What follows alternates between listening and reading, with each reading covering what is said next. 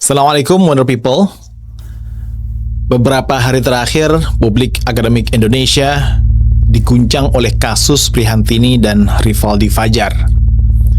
Nama mereka ramai diperbincangkan setelah muncul dugaan adanya riset palsu dalam forum ilmiah internasional ISPPD 2026 di Copenhagen, Denmark. Dugaan itu bukan hanya soal satu abstrak yang bermasalah, tapi juga soal penggunaan AI, data yang dipertanyakan, identitas akademik yang tidak jelas, pencatutan nama orang lain, dan dugaan motif mendapatkan travel grant untuk jalan-jalan saja. Di sini yang menjadi masalah bukan konferensinya, bukan forum akademik internasionalnya. Yang dipersoalkan adalah karya, klaim, identitas, dan proses akademik yang dibawa ke forum akademik itu.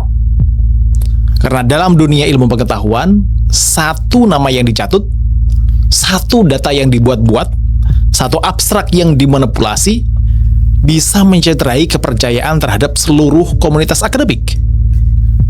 Terutama dalam hal ini, komunitas akademik Indonesia. Kasus ini menjadi pintu masuk untuk melihat masalah yang lebih besar, bahwa krisis integritas dan etika akademik di Indonesia sudah mencapai level yang parah. Ia muncul dalam banyak bentuk. Plagiasi karya ilmiah, perjokian artikel, jurnal predator, bahkan sindikat sitasi, pencatutan nama penulis, artikel yang dibuat oleh AI tanpa kejujuran metodologi, konferensi yang diikuti bukan demi pertukaran ilmu, tetapi demi fasilitas perjalanan, dosen yang menumpang karya mahasiswa, jurnal yang saling menyitasi agar naik peringkat sintanya kah, Scopusnya kah, gelar doktor yang diperoleh dengan cara cepat, mudah, bahkan menabrak aturan akademik, sampai jabatan guru besar yang dipersoalkan karena dugaan manipulasi karya ilmiah. Artinya, kasus Prihantini dan Rivaldi Fajar tidak bisa dibaca terpisah dengan yang lain. Ia bukan kasus yang berdiri sendiri. Ia harus dibaca sebagai gejala. Gejala dari ekosistem akademik yang semakin mudah tergoda oleh jalan pintas, mengabaikan integritas. Kita juga pernah mendengar kasus Kumba Digdo Wiseso yang dilaporkan mencantum atau mencatut nama sejumlah akademisi Universiti Malaya Trengganu dalam publikasi ilmiah tanpa persetujuan mereka. Ada akademisi luar negeri yang namanya muncul sebagai penulis di sebuah jurnal, tapi kemudian menyangkal pernah terlibat di situ. Namanya juga dicatut. Ini bukan kesalahan kecil. Dalam dunia akademik, nama penulis adalah tanggung jawab ilmiah. Nama bukan aksesoris, bukan sekedar alat untuk membuat artikel agar tampak menginternasional. Jika seseorang dicantumkan tapi tanpa kontribusi dan tanpa izin, maka yang rusak bukan hanya satu artikel. Yang rusak adalah kepercayaan terhadap etika kepenulisan. Yang rusak adalah jurnalnya, komunitas akademiknya. Kita juga melihat kasus dosen dan rektor yang terseret isu plagiasi.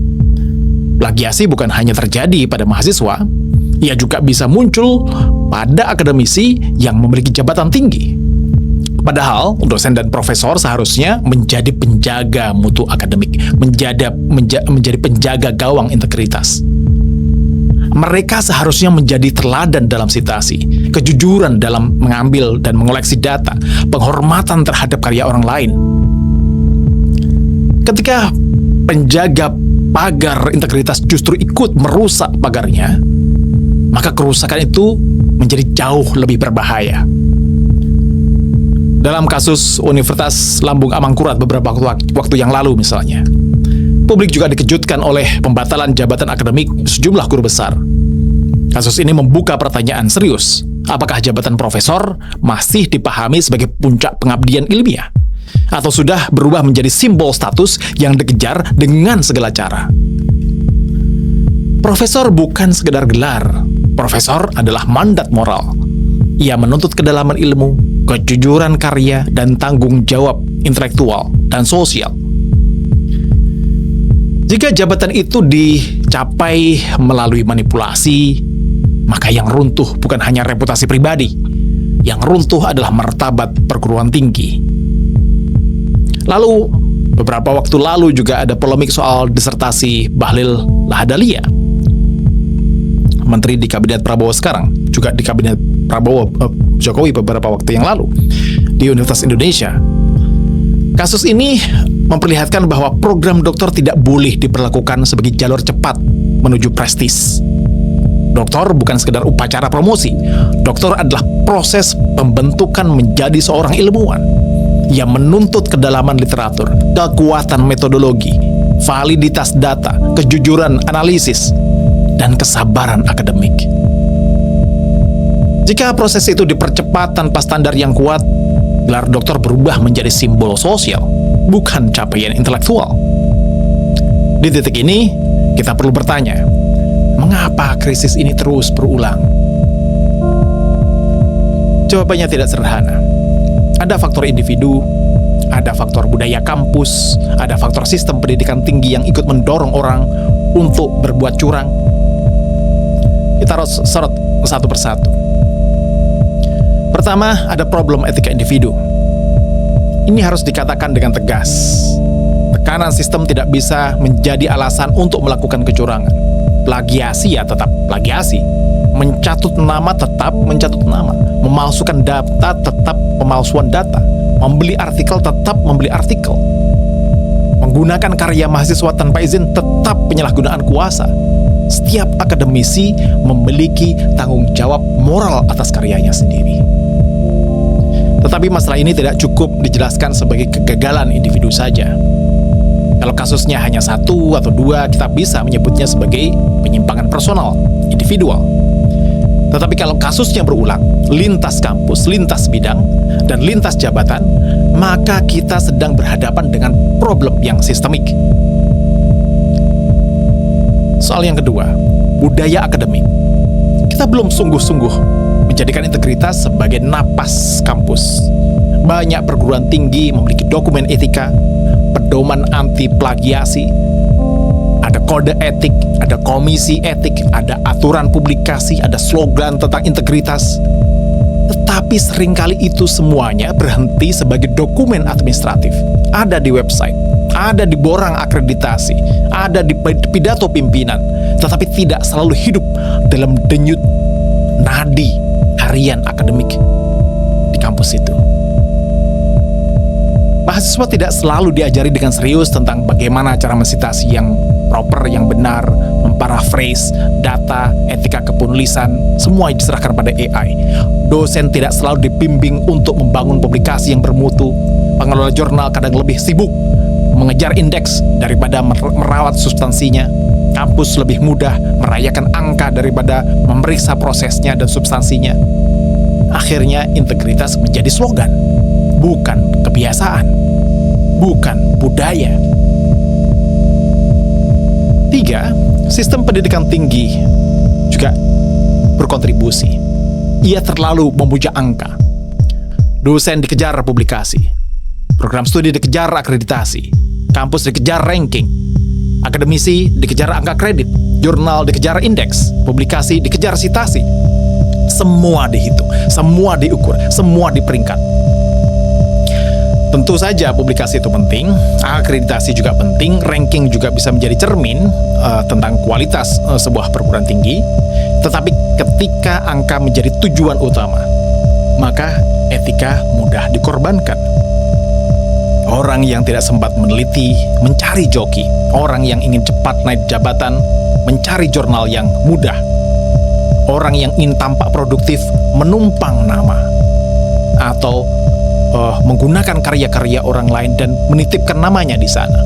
Orang yang ingin terlihat internasional, mencatut penulis luar negeri. Orang yang ingin lolos konferensi, mengirimkan abstrak tidak kokoh, tapi tidak kokoh secara ilmiah. Kawan saya beberapa waktu lalu, Zezen Zainal Muttaqin, menulis di The Jakarta Post tentang jurnal Indonesia yang memiliki ranking tinggi, tapi jangkauan akademiknya rendah. Beberapa jurnal tampak kuat dalam angka, prestasinya, rankingnya sangat tinggi di Shimago misalnya, simak JR. Tetapi citasinya berpilin di lingkungan yang sempit itu saja. Di jurnal itu saja, di kampus itu saja. Jurnal saling menyitasi, penyaruh akademik tanpa besar di tabel peringkat, tapi tidak hadir dalam percakapan ilmiah global. Ini adalah gejala yang berbahaya, karena ilmu pengetahuan berubah menjadi permainan metrik, bukan lagi pencarian kebenaran. Keempat, ada juga relasi kuasa yang timpang antara dosen dan mahasiswa. Mahasiswa sering berada dalam posisi yang lemah. Mereka butuh bimbingan, butuh tanda tangan, butuh persetujuan, butuh kelulusan. Dalam posisi yang seperti itu, karya mahasiswa mudah dieksploitasi. Ada dosen yang tidak meliti tapi numpang nama saja di karya mahasiswa. Ada yang mengambil datanya, ada yang menggunakan tulisan mahasiswa untuk kepentingan publikasi pribadi. Ada yang menekan mahasiswa agar memenuhi target publikasi dosennya. Ini namanya bukan kolaborasi akademik, bukan proses pembimbingan. Ini eksploitasi akademik yang kadang dilegitimasi oleh borang-borang akreditasi. Seharusnya kampus tidak boleh membiarkan atau bahkan melakukan hal-hal yang demikian itu. Lalu apa yang harus dan bisa dilakukan? Pertama, ukuran keberhasilan akademik harus diperbaiki. Kampus tidak boleh hanya menghitung jumlah publikasi, tidak boleh hanya mengejar sitasi, tidak seharusnya hanya memuja angka dan ranking. Yang harus diperiksa adalah mutu risetnya, validitas datanya, kekuatan metodologinya, etika kepenulisannya, kontribusi keilmuannya, dan dampak sosial serta intelektual dari ilmu yang dihasilkan. Kedua, kampus perlu diaudit integritas akademiknya. Apakah serius atau tidak? Bukan hanya cek plagiasi menjelang ujian, atau juga perlu audit kontribusi penulis dalam artikel kolaborasi misalnya, kewajaran sitasinya, bukan memaksakan untuk injeksi sintasis, keabsahan afiliasinya, pemilihan jurnalnya, penggunaan AI-nya, adakah pencatutan nama atau tidaknya, dan potensi konflik kepentingan.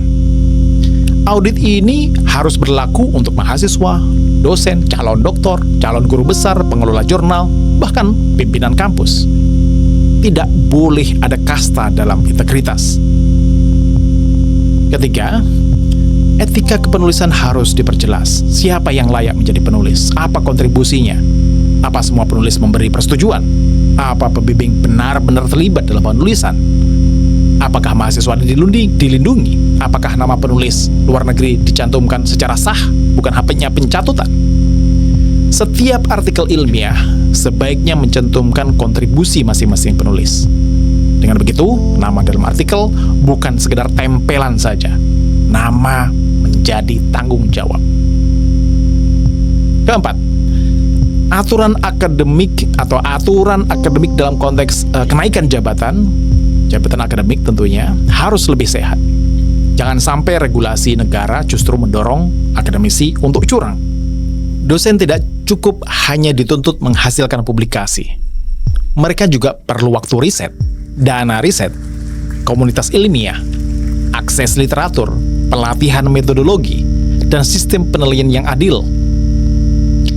Kalau negara hanya menuntut output, tetapi tidak membangun ekosistem yang kondusif, maka sebagian orang akan tergoda mencari jalan pintas. Kelima, penggunaan AI harus diatur secara jelas. AI boleh membantu, tetapi AI tidak boleh menggantikan kejujuran ilmiah. Tidak boleh semua diserahkan pada AI. Dia bisa membantu memperbaiki bahasa, tapi tidak boleh mengarang data. Boleh membantu menyusun kerangka, tapi tidak boleh membuat riset palsu. Boleh dijadikan sebagai alat, tetapi tidak boleh menjadi mesin penipuan akademik. Keenam, pelaporan pelanggaran harus juga dilindungi. Banyak orang tahu ada kecurangan, tapi mereka diam karena takut. Takut tidak diluluskan, takut karirnya hancur, takut dilawan oleh orang yang lebih berkuasa. Karena itu kampus perlu kanal pengaduan yang aman, rahasia, dan independen. Tanpa perlindungan pelapor, integritas hanya akan menjadi slogan. Dan pada akhirnya, krisis integritas akademik adalah krisis kepercayaan. Jika artikel bisa dibeli, nama bisa dicatut, data bisa dibuat-buat, jurnal bisa dimanipulasi, karya mahasiswa bisa ditumpangi, gelar bisa dipercepat tanpa substansi, maka masyarakat akan bertanya, masih bisakah kampus dipercaya? Karena itu tugas kita bukan hanya mengecam kasus, tugas kita adalah membangun ulang budaya akademiknya, ekosistem akademiknya, budaya yang menghargai proses, melindungi mahasiswa, memperbaiki aturan, menghukum kecurangan, dan menempatkan ilmu pengetahuan di atas gengsi gelar. Sebab gelar bisa dicetak, artikel bisa diproduksi, ranking bisa dikejar, tapi integritas hanya bisa dibangun dengan keberanian untuk jujur. Tanpa integritas, kampus hanya tampak terhormat dari luar, tetapi sesungguhnya bobrok, rusak dari dalamnya. Semoga integritas akademik kita selalu terjaga. Salam integritas, mudah-mudahan bermanfaat. Assalamualaikum warahmatullahi wabarakatuh.